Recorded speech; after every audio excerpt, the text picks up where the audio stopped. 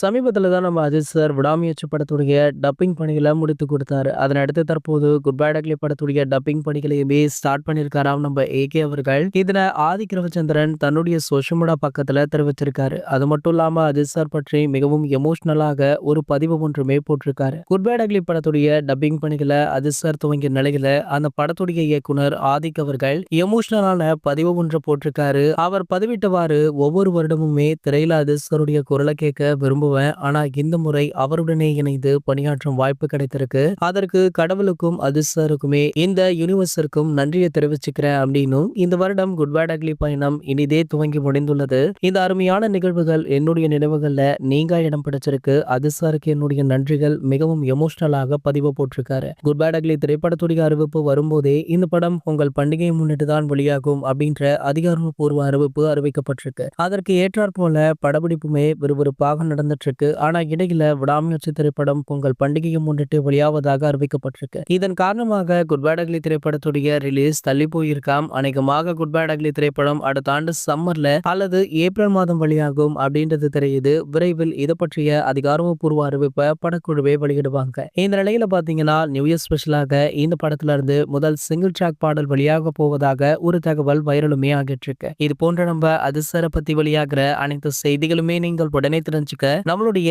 அஜித் 360 அப்படின்ற நம்ம சேனலை சப்ஸ்கிரைப் பண்ணிக்கோங்க.